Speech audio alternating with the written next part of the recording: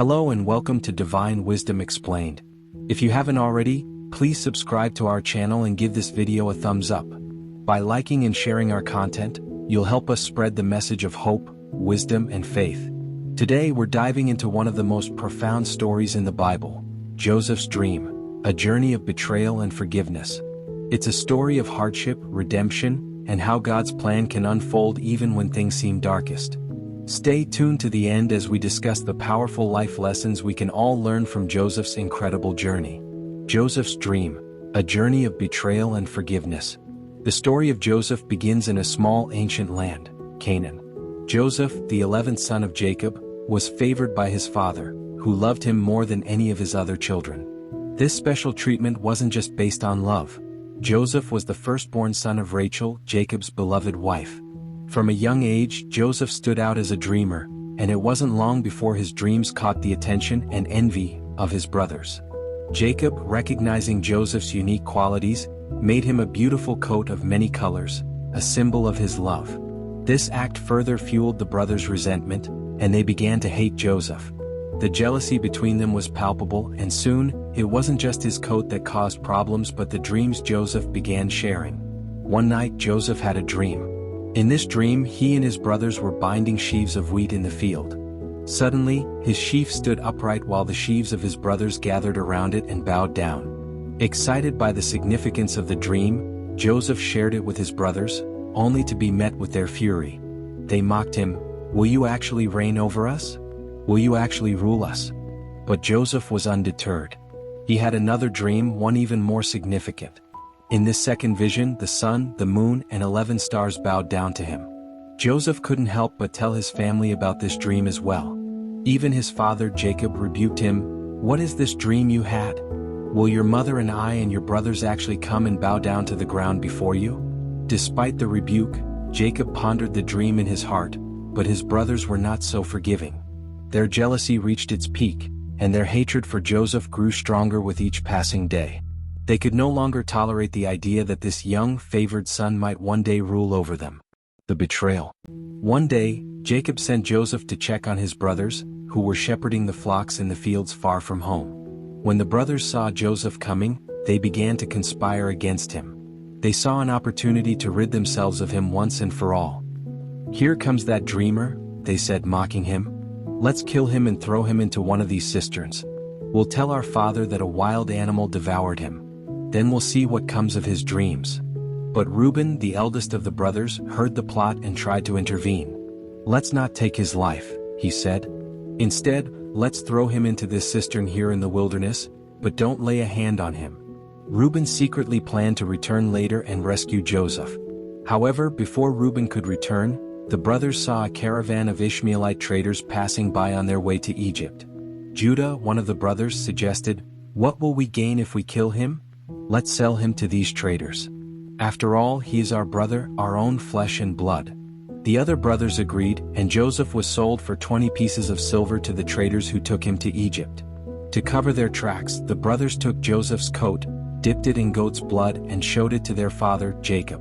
They told him that Joseph had been killed by a wild animal. Jacob was devastated, tearing his clothes and mourning his son for many years, unaware that Joseph was alive.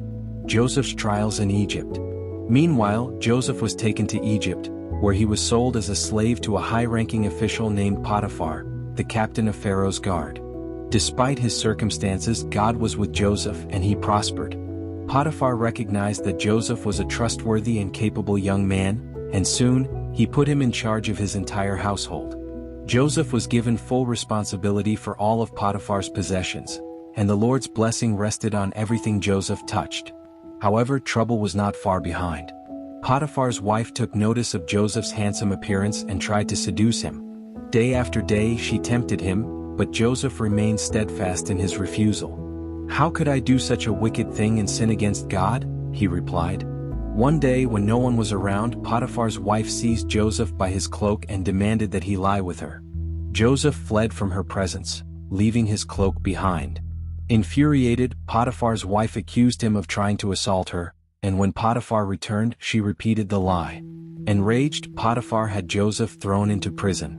Once again, Joseph found himself in dire circumstances. Yet even in prison, God's favor rested on him.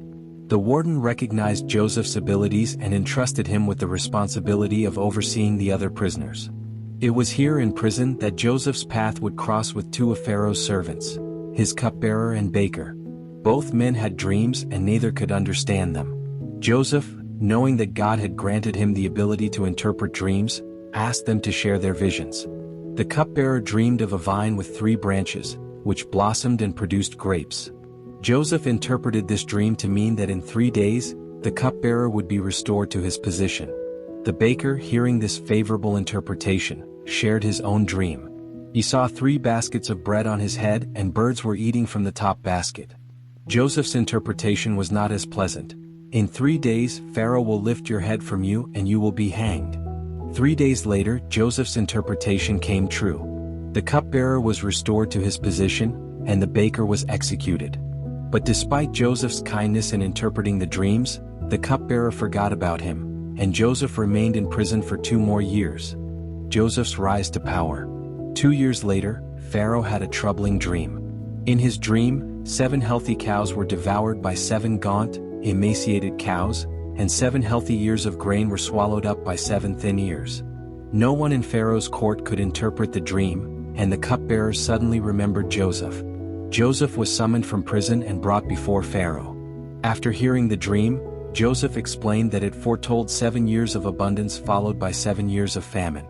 Joseph advised Pharaoh to appoint a wise and discerning man to oversee the gathering of food during the years of plenty to prepare for the coming famine. Impressed by Joseph's wisdom, Pharaoh appointed him as the second in command over all of Egypt, putting him in charge of managing the food reserves.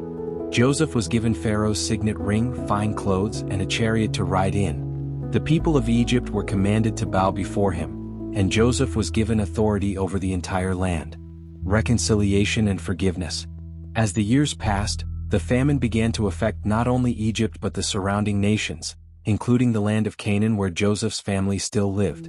Jacob, hearing that there was grain in Egypt, sent his sons to buy food. When the brothers arrived in Egypt, they did not recognize Joseph, who was now dressed in the fine clothes of an Egyptian ruler. However, Joseph recognized them immediately. Instead of revealing himself, he chose to test them. He accused them of being spies and demanded that they bring their youngest brother, Benjamin, to Egypt as proof of their honesty. The brothers, desperate to obtain food, agreed to return home to get Benjamin. When they came back with their brother, Joseph finally revealed his true identity. "I am Joseph, your brother, whom you sold into Egypt," he said. His brothers were terrified, unsure of what he would do now that he had the power to take revenge. But Joseph's response was filled with compassion. "Do not be angry with yourselves for selling me here, because it was to save lives that God sent me ahead of you. For 2 years now there has been famine in the land, and for the next 5 years there will be no plowing and reaping. But God sent me ahead of you to preserve for you a remnant on earth and to save your lives by a great deliverance." Joseph chose forgiveness over revenge. He understood that God had used the betrayal for a greater purpose, to save not only his family but also many others during the famine. He invited his entire family to come and live in Egypt, where they were provided for during the years of famine. Joseph's reunion with his family was one of forgiveness and reconciliation, a powerful example of how God's plans can transform even the deepest betrayals into a story of redemption. Life lessons from Joseph's journey. 1. God's timing is perfect. Joseph's journey took many twists and turns, and for years, it seemed like his dreams would never come true. But God's plan was unfolding perfectly. No matter what you're facing, trust that God's timing is always right. 2. Forgiveness is a powerful act. Joseph had every reason to seek revenge on his brothers, but instead, he chose forgiveness.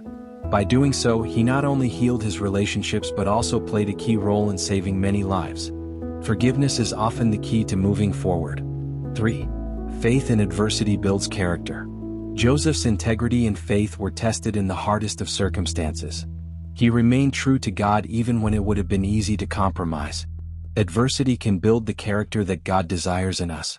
4. God can use our pain for his purpose. Joseph's painful experiences, from betrayal to imprisonment, were part of God's greater plan. In times of suffering, trust that God is shaping you for something bigger. Thank you for watching today's video on Divine Wisdom Explained. I hope you've gained valuable insights from Joseph's story and how betrayal can lead to forgiveness, redemption, and God's greater purpose. If you enjoyed this video, please make sure to like, share, and subscribe to our channel so you don't miss any of our upcoming content. Until next time, keep walking in faith and may divine wisdom guide your steps.